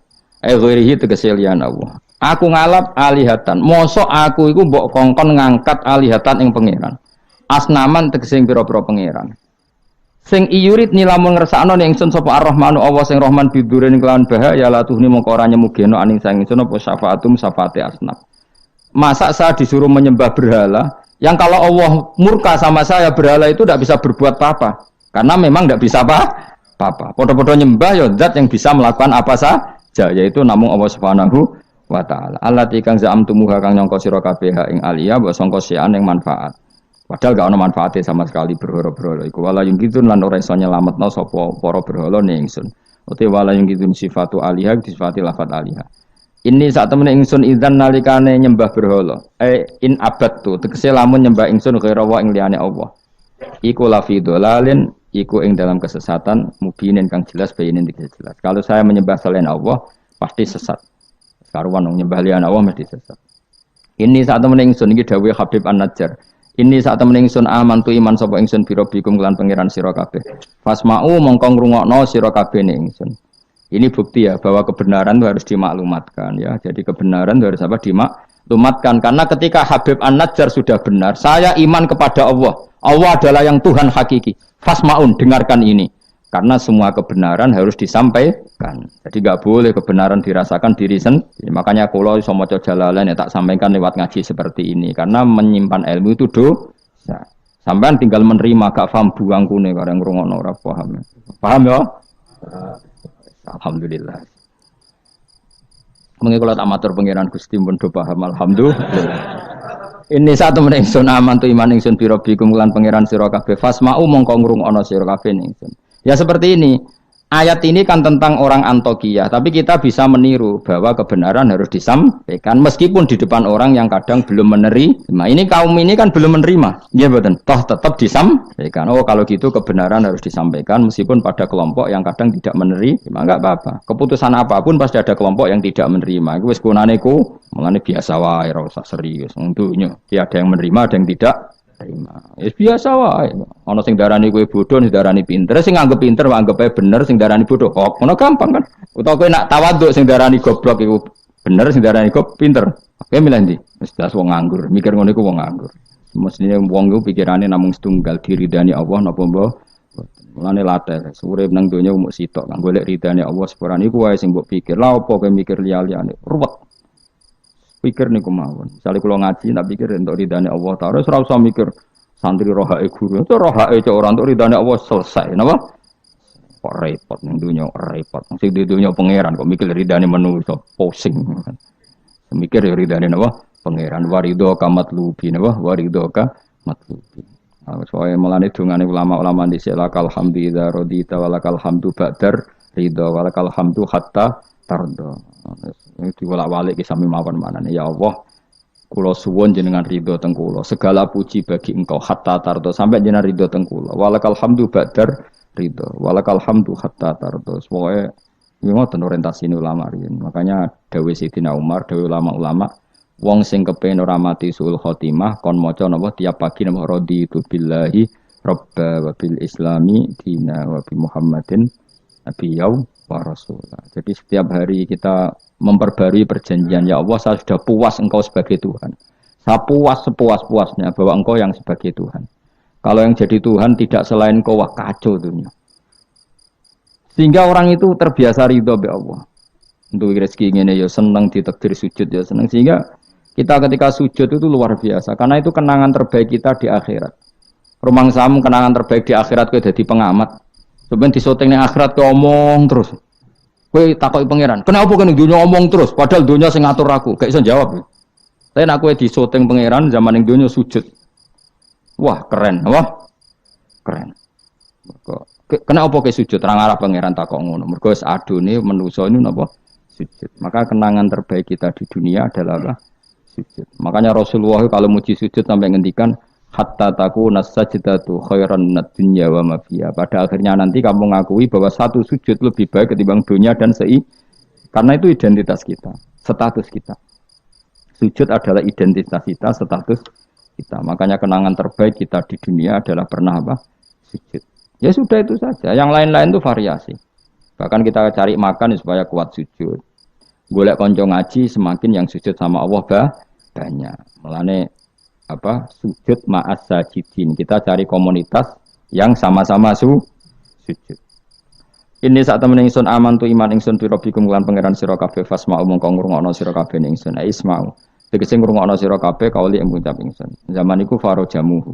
Mongko padha ngantemi watu sapa ngakehu ing Habib An-Najjar famata mongko kapundhut sapa Habib An-Najjar. Ila dindawono lagu maring Habib An-Najjar inda mauti nalikane kapundhute Habib pas kapundhut malah sama Allah didhawuhi udkhulil jannah. Udkhul mlebu sira al jannata ing swarga. Nak tengene yasinan langsung qila udkhulil jannah. Wakila lan didhawono pengene dakhala manjing sapa Habib An-Najjar ing jannah hayan ing zaman urip. Jadi zaman sugeng wis langsung dilebokno swarga. Ini keistimewaan.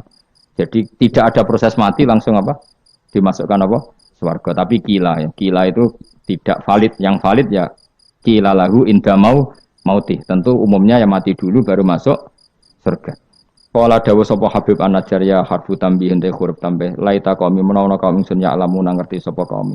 Ketika sudah meninggal dan beliau masuk swarga, iku aja berharap mestinya kaum saya tahu bahwa kebaikan seperti ini ganjarannya swarga dan mereka tidak lagi kafir. Intinya apa? Orang soleh itu tidak boleh berhenti berharap kaumnya akan jauh lebih baik. Habib An-Najjar wis kapundhutnya masih berharap kaumnya baik, mengakui kebenaran sampai ijek ngendikan ya laita qaumi ya alam. Itu kayak apa? Sekarang enggak banyak dai ijek urip padha uripe putus asa. Gak kena dikandani. Piye ora ono ngene iku zaman wong saleh-saleh dhisik ora ono. Dakwah itu tanpa akhir, tanpa putus asa. Habib An-Najjar wis kapundhut wae cek berharap ya laita qaumi ya alamun bima ghafara li rabbi wa ja'alani minal mukramin. Maksudnya ngene iki kaumku kudune roh bahwa balasan kebaikan adalah masuk surga, kemudian mereka menjadi iman. Intinya berharap itu tidak ada selesainya. Lah itu yang ditiru Kanjeng Nabi ketika Abu Jahal kafir berharap kalaupun Abu Jahal kafir ya Allah saya berharap anak putune. Abu Lahab kalaupun kafir kula berharap anak putune. Akhirnya Allah nyembadani Abu Jahal punya anak Ikrimah akhirnya Islam nggih. Abu Lahab dan anak Darrah akhirnya Islam. Banyak tokoh-tokoh kafir yang akhirnya masuk Islam anak-anake. Mereka enggak berhenti berharap. Cara wong Jawa ora kena bapake kena napa? Anak era kena anaknya kena putune. Karena kebaikan enggak boleh berhenti. Misalnya Indonesia ini kurang baik era sekarang, mungkin era anak kita lebih baik, era cucu kita lebih baik. Orang malah Indonesia bukan bubar piye. Malah bingung kabeh. Kayak santri ini aku aja berharap nak sampean ra alim mungkin anaknya tambah alim, puture aja kok bapake ra alim pomene anake. Ya iso wae. Anake sampean luwih alim. Lu kathah jane. Ayo sing mondok-mondok ning ngapal Al-Qur'an bapake aja samae rapal. Kuwi ku anake udah hafal Quran, bapake teko kok nguarep padahal jus samae ra hafal. Anake diwisuda hafid ayo. Yang sekarang udah jadi dosen di UGM, di UI banyak bapake ra sekolah SD. Anake udah jadi dosen. Lebih baik apa enggak? Yang sekarang numpak Alphard bapake dhisik numpak apa saja. Bisa. Tapi nak ngalim nyer rada angel, tapi kan bisa. Bisa itu mungkin itu bisa, paham ya? Pokoknya jangan berhenti berharap. Keren to agama. Habib An-Najjar iku wis mati, wis kapundhut, mlebu swarga iku cek berharap ya laita qaumi ya alam. Nah, ini jenis al-hikin nadir bin nadir. Kita ngambil pelajaran ini bahwa orang soleh itu tidak berhenti berharap akan kebaikan umatnya, kebaikan kaumnya. Paham? Oh, paham. So kado pinter, saya pinter. Ya laita qaumi ya alam, ngerti sapa kaum. Seneng di murid pinter seneng. Sesuai kaya TK paham. Ya justru apik to kok cah TK kan ra didosa. Bima klan perkara kafaro kang nyepuro limaring ingsun sapa Rabbi pangeran ingsun. Kaumku ngerti bi gufronihi klan penyepuranane Allah. Wa ja'ala lan gawe sapa wa ingsun minal mukramin sange wong sing dihormati. Pernah suatu ketika Sidina Ali itu marah besar. Hingga beliau marah besar di antara kalimatnya itu karena ini tengah-tengah kalimat langsung pakai fa. Terserah santri-santri yang ngikrab. Fakubhan lakum hina sirtum gharadun yurma. Jadi umat ini akan buruk sekali ketika posisinya itu objek saran tembak. Ketika misalnya haji itu bagus prospek, nanti ujung-ujungnya yang bikin sajadah kadang orang sana, mau bilang kubu sebelah nanti sensitif secara politik. Nanti ketika umat Islam punya kebutuhan pakaian ihram besar, juga yang merodok kadang orang lain. Begitu seterusnya, sehingga setiap kebutuhan kita pun yang merodok itu orang lain. Sehingga Mbah Wahab berpikiran sampai impor mori pas itu kain putih. Begitu juga traveling, ketika umat Islam butuh mudah pergi ke Mekah untuk haji dan umroh, juga bironya itu kadang orang lain. Zaman itu Hindia Belanda, sehingga beliau dulu sudah mendirikan semacam biro haji. Itu semua adalah madhab di antara madhab Sayyidina Ali ketika beliau mengatakan fakubhan lakum hina sirtum gharadun yurma. Buruk sekali kamu di mana-mana ini jadi objek. Misalnya kira-kira gini lah, kalau kholnya Mbah Wahab itu ada 10.000 santri dan semuanya karena keluarga kiai itu dermawan sama Bu Mujidah dikasih makan semua. Nanti cateringnya yang menyediakan orang lain, kita tidak punya kecakapan produksi itu atau melayani itu. Sehingga perdagangan Mbah Wahab dalam tradisi keulamaan itu dimaknani sebagai supaya kita ini jadi aktor, baik di perdagangan, di politik maupun dalam solusi urusan-urusan publik. Misalnya sekarang ada problem apalah, sebetulnya solusinya gampang sekali. Ketika kita minus atau ketika kita tidak berkecukupan, mulai dulu ulama itu solusinya gampang. Pernah suatu Abdul Qasim Al-Junaidi atau siapa sajalah, ini karena polanya sama, menyuruh muridnya, saya tolong belikan ikan. Cara sekarang mungkin dikasih uang 50.000, terus dikasih tahu sama muridnya, Pak Yai uangnya tidak cukup karena harga ikannya 70.000. Terus kata gurunya, beri lebih murah lagi, uang 50 aja tidak cukup kok, cari yang lebih murah. Kata beliau, arkhisuhu bitarki, ya bikin murah karena kamu tidak berkeinginan, jadi nggak usah belikan katanya. Ini penting sekali karena dulu ada solusi masyhur itu makalahnya Imam Syafi'i itu. Kata beliau, fa innal ghina anisyaila bihi. Kalau kamu ingin tidak tergantung sesuatu, maka hindari sesuatu itu. Jangan memaksakan memenuhi sesuatu itu dengan memaksakan, tapi hindari sesuatu itu. Saya misalnya kalau nuruti kepengen, misalnya kalau saya dengan nafsu serakah saya, mungkin saya ingin punya mobil mewah, punya ingin apa saja, tapi itu membuat saya tersiksa karena harus menyediakan ini itu. Ya sudah, tidak usah ingin. Sehingga mudah sekali. Makanya kata ulama dulu, fa innal ghina anisyaila bihi. Untuk menjadi berkecukupan, usahakan banyak hal yang tidak Anda butuhkan. Semakin banyak hal yang kita butuhkan, maka kita akan tergantung akan sesuatu.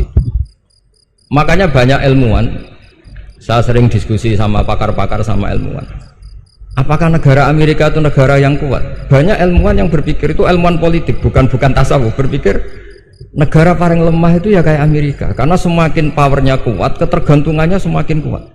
Untuk memenuhi kebutuhan listrik harus begini, untuk kebutuhan minyaknya harus ini. Semakin kita kuat, maka ketergantungan akan sesuatu semakin banyak. Jadi ibarat orang yang punya Alphard sama yang enggak, kayak mana ya? Kayak yang enggak, karena kebutuhannya ada banyak. Artinya dalam kondisi krisis, ulama masih punya solusi, yaitu al-ghina itu anisyaila bihi. Jadi usahakan ketercukupan itu karena menghindari kebutuhan-kebutuhan yang tidak primer, yang tidak prinsip, bukan memaksakan semuanya terpenuhi. Karena kita ini ulama, dulu ketika sebelum ada negara, belum ada TNI, itu ulama punya cara untuk ngelawan Belanda. Karena mereka terbiasa punya loyalis, punya muhibbin, punya ghirah, punya strategi. Sehingga Belanda itu kesulitan ngedidik ulama. Apalagi mereka terus ke Mekah, ketemu komunitas internasional yang semuanya berfatwa bahwa penjajahan harus dilawan. Itu luar biasa. Belum ada negara, nggak ditopang negara, kemudian tetap bisa melakukan perlawanan. Coba kalau dulu ngelawan nunggu, wah saya mau ngelawan penjajah kalau saya diangkat jadi TNI, saya mau ngelawan kalau saya punya otoritas yang disahkan negara, itu ribet. Negara ini saya tidak akan ngaji lama-lama, tapi saya akan cerita khas Mbah Wahab sesuai riwayat yang saya dapatkan dari guru-guru kami, bahwa beliau tadi seperti yang dikatakan Pak Said, membina dan menyebarkan NU kemana-mana tanpa uang proposal. Nggak kebayang saat itu proposal kepada siapa, negara sendiri masih susah, lalu mau diajukan kemana, terus yang mau tanda tangan itu ya siapa. Jadi yang saya tahu tadi, yang penting kita niru sesuai yang diidam-idamkan tadi Sayyidina Ali. Jangan sampai kalian itu menjadi gharadun yurma, ada apa saja orang lain yang memikirkan labanya, kita yang jadi objek. Sehingga zaman itu kita terima kasih semua sama Mbah Hashim sama Mbah Wahab, karena ini zuriyatam ba'duha min ba'd. Kita tahu Mbah Wahab putra Mbah Hasbullah, punya ibu Nyai Fatimah, terus sampai Mbah Abdus Salam ya. Kemudian Mbah Hashim punya ibu Halimah, punya lagi siapa setelah Halimah itu Lainah ya. Nah, terus Mbah Abdus Salam, jadi ini zuriyatam ba'duha min ba'd. Kalau dalam tulisan itu sampai Mbah Abdul Jabbar bin Ahmad bin Mbah Sambu. Memang Mbah Sambu punya beberapa saudara, diantaranya ada yang namanya Mbah Yusuf, itu yang melahirkan keluarganya Mbah Ahmad Siddiq Jember, Mbah Siddiq Jember. Ada yang Abdul Halim yang melahirkan keluarga Lasem, termasuk saya itu lewat jalur Mbah Abdul Halim. Jadi zuriyatam ba'duha min ba'd. Dulu semua orang zaman Rasulullah SAW itu dilatih jadi aktor, jadi subjek. Sehingga orang yang miskin pun ketika perang Tabuk, perang Dzatil Usrah, itu semua menyumbang. Ada yang menyumbang emas yang nggak terkira, yaitu Sayyidina Utsman. Ada yang cerita, ya Rasulullah saat tadi malam buruh dan punya beras hanya 2 kilo, yang 1 kilo saya sumbangkan jenengan, yang 1 kilo saya pakai untuk keluarga kami. Sekarang logikanya sederhana, kalau orang miskin 3.000, pas itu anggap saja pasukannya misalnya 3.000 nyumbang beras 1 kilo, itu artinya terdapat 3.000 kilo beras. Artinya apa? Orang Islam yang miskin membiayai dirinya sendiri untuk makan, dan mereka adalah aktor heroik. Tapi kalau misalnya ini orang-orang miskin ini tidak mau urun rembuk, kemudian menjadi beban negara, maka yang harusnya dipakai senjata dipakai beli sembako. Dulu zaman Nabi meskipun orang itu miskin, itu semuanya bersifat heroik. Sehingga perang Dzatil Usrah itu perang paling dikenang Al-Quran. Nah, efek dari ingin memberi adalah tidak tamak. Makanya kalau dalam kitab tasawuf itu orang pikir itu gak dikritik, yang dikritik orang tomak.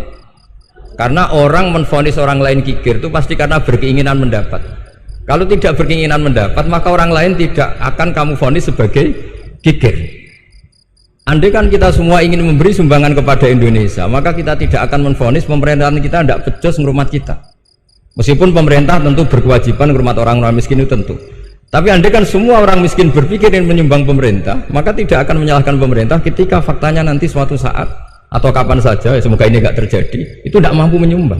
Karena masyarakat kepikirannya memberi, bukan mendapat. Ini solusi-solusi yang diajarkan Rasulullah SAW yang disebut al-yadul ulya khairun minal yadis sufla. Jadi bahwa posisi memberi jauh lebih baik ketimbang posisi menerima.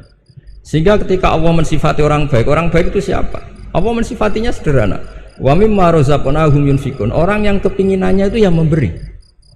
Itu dulu zaman Nabi, pas perang Khandaq, pas perang Tabuk, pas beberapa perang, itu orang yang paling miskin pun turun.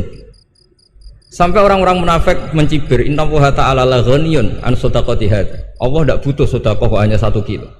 Tapi coba efeknya dari sedekah 1 kilo itu tadi, misalnya orang miskin yang perang 3.000, itu semuanya memakan uangnya sendiri setidaknya enggak jadi beban negara.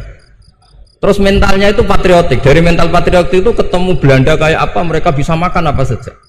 Mulai ares gedang, mulai apa saja, yang penting halal. Karena mentalnya dari awal heroik. Tapi andai kan mereka mentalnya tomak, mungkin sudah mati. Karena wah nunggu negara ngasih makan, proposal dulu sedang mati. Tapi orang dulu enggak, karena heroik inginnya memberi sehingga bisa mendapatkan solusinya sendiri. Ini solusi yang saya tawarkan sebetulnya ini mudawwan. Artinya mudawwan itu ada di beberapa kitab, lihat di beberapa tafsir istilah perang Dzatil Usrah, perang Tabuk atau perang apa saja itu memang zaman itu susah sekali. itu menjadi solusi utama adalah setiap orang ingin bermental patriotik. Nah, kalau sudah orang bermental patriotik itu gampang, ukur apa saja itu gampang. Karena tadi dari 3.000 atau 1.000 atau apa saja pasukan sampai ada yang urun tadi beras 1 kilo, tapi 1 kilo itu menjadi satu apa ya, satu watak ya, satu karakter bahwa bangsa ini inginnya memberi sama negara, sehingga negara ini mudah merdeka. Coba kalau semua orang miskin zaman itu bermental ingin mendapat, ribut proposal, nyalahkan ini, nggak didata miskin tersinggung, kan capek. Jadi ini memang zaman akhir ya, agak aneh, orang nggak didata miskin itu tersinggung. Kalau besanan nyari yang kaya, tapi kalau ada sumbangan nyari sebagai yang miskin. Jadi kalau tanya solusi khas ulama, kita belajar dari perang Dhatil Usroh. Itu orang yang miskin semuanya urun. Nah, barokahnya urun itu kemudian mereka bermental patriotik. Barokahnya patriotik, yang kaya, yang miskin, yang pinter semuanya berkontribusi untuk menyumbang negara. Akhirnya negara ini bisa merdeka sebelum terbentuk TNI, sebelum terbentuk Polri. Karena tadi keinginan memberi, keinginan patriotik. Sehingga cerita buyut-buyut saya ketika Belanda atau apa Jepang, itu yang dicari di geladak saya itu ya kitab. Karena kitab ini dianggap sumber inspirasi mereka melawan Belanda. Dulu kita tahu masyarakat kita itu kalau ngerti Belanda itu dipanggil Doro, wis penjajah jadi diundang Doro. Itu kan terlalu dulu. Sehingga orang Arab itu kadang agak dengan tanda kutip mencibir kita kalau bahasakan negara jajahan itu mustakmarin, negara yang perlu rame karena cara berpikir masih terbelakang. Wong penjajah kok dipanggil Doro. Terus ketika beberapa kiai melihat Belanda baik karena di alun-alun dikasih masjid gini-gini, sudah tidak berotak karena anggap Hindia Belanda itu baik.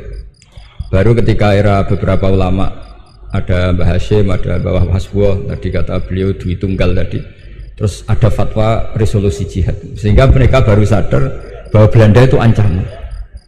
Kayak apa pentingnya ilmu, kayak apa pentingnya fikih. Karena di fikih jelas jihad untuk melawan penjajah itu fardu kifayah. Tapi jika musuh kadung ada di kita, maka itu fardu ain. Tidak lagi ada prasyarat harus lelaki, harus merdeka, enggak, perempuan pun harus terlibat.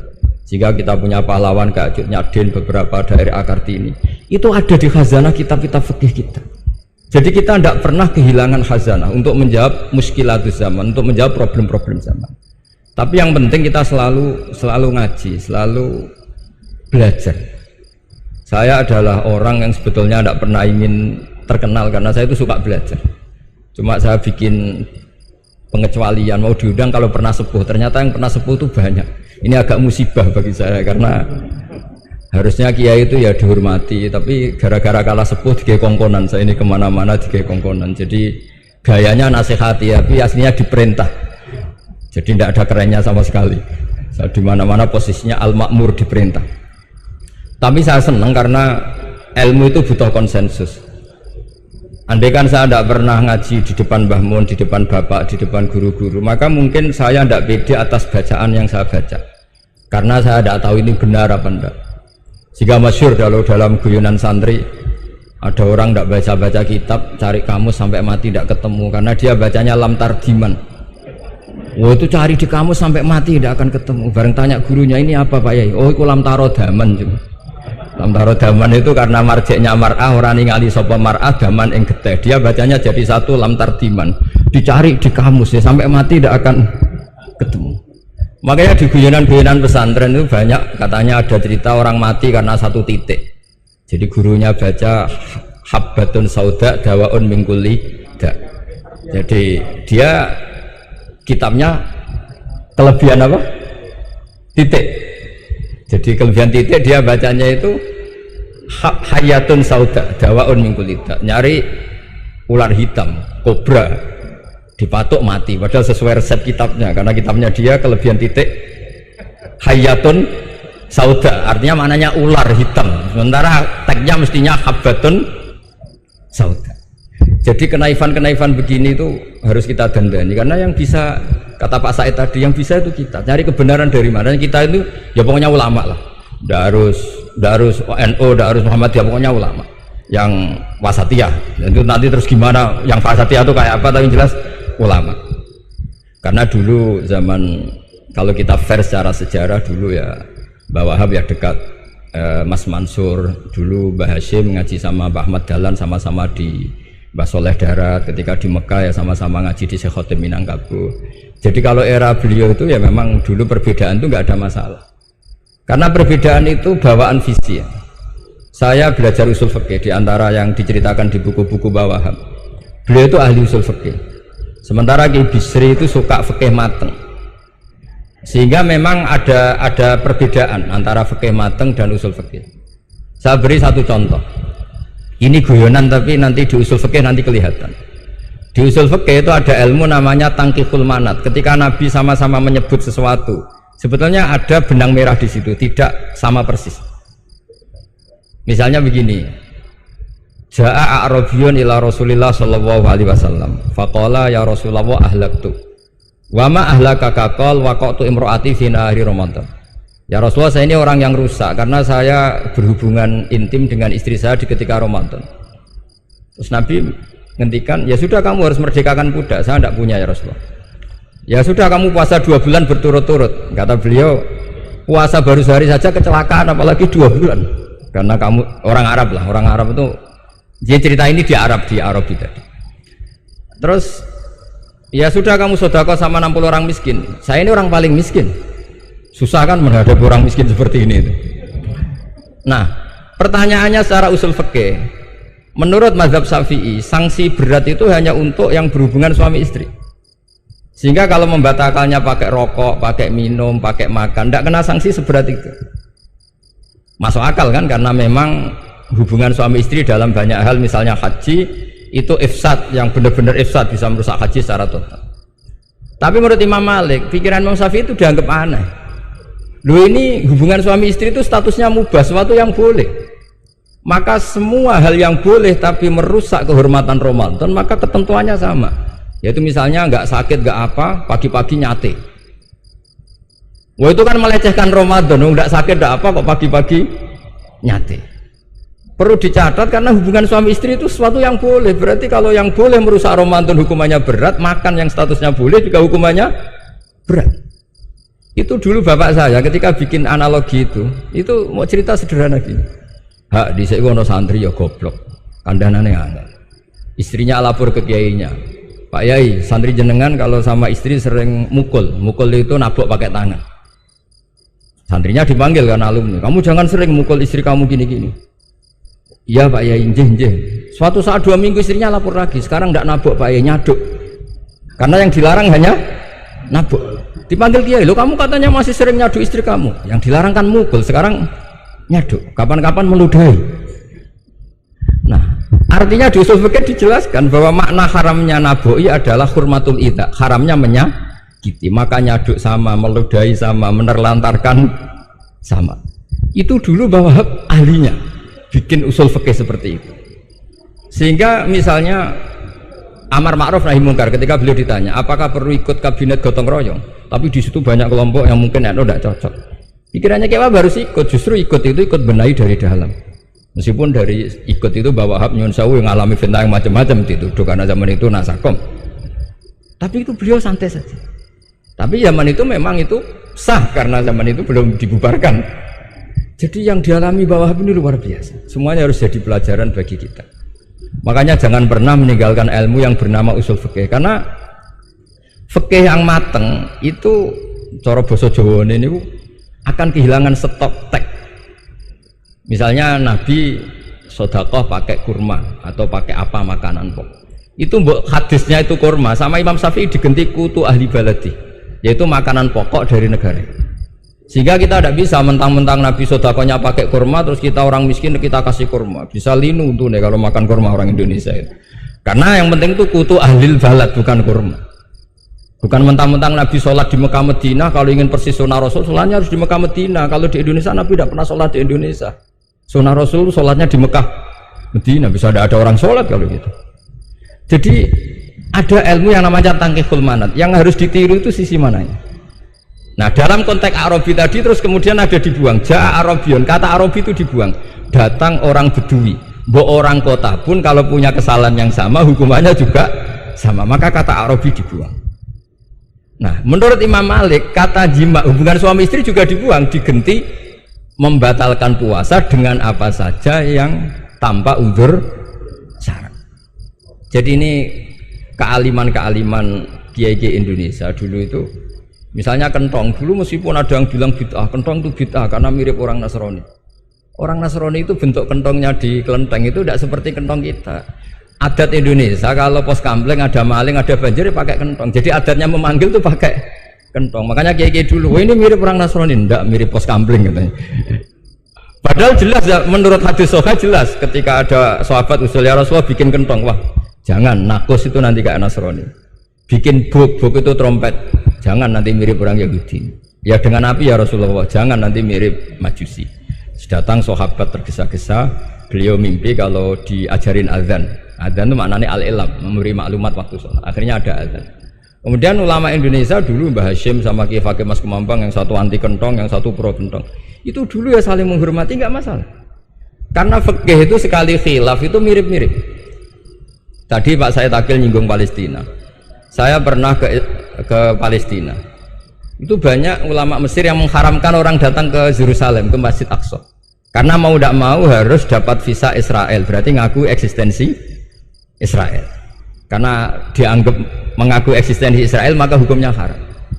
Tapi saya pernah ketemu Imam Masjid Aqsa. Beliau bilang begini, Pak Bahak, kalau orang Islam dari seluruh dunia tidak datang ke kami, maka eksistensi kami dianggap diabaikan oleh komunitas internasional.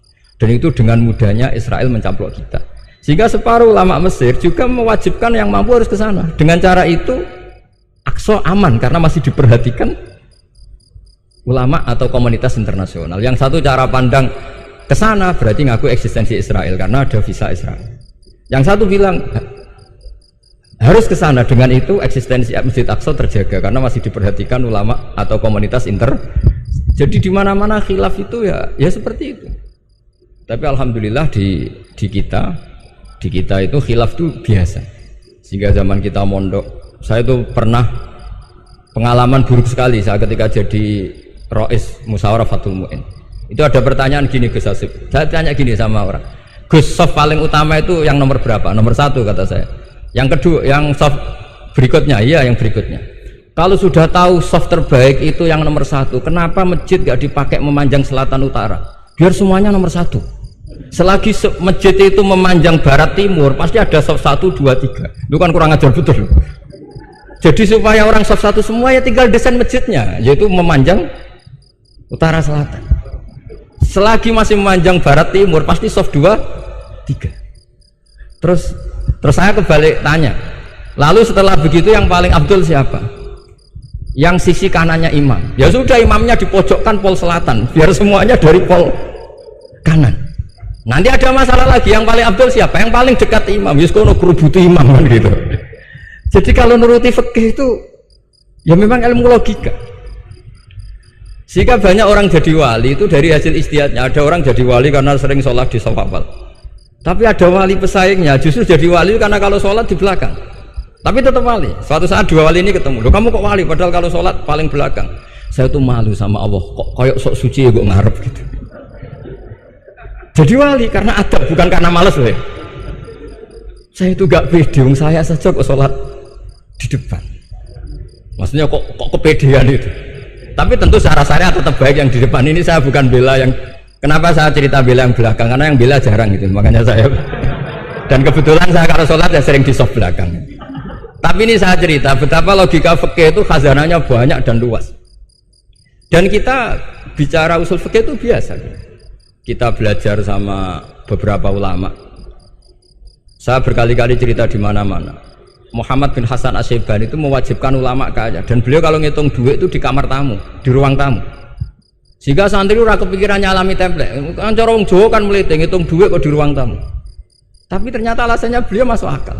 Ben santri ku roh nak kiye ini di duit, dadi ora perlu kepikiran nyumbang gula. Ya masuk akal. Tapi yang nyimpen duit ya masuk akal, wong duit kok dipamer-pamerno. Tapi yang pamer nggih monggo, nak niate ben wong yo ndak perlu berempati, gak perlu sakit. Jika gak perlu didata dapat BLT, mergo duitnya didakok. Itu semuanya istihad. Assalamualaikum warahmatullahi wabarakatuh.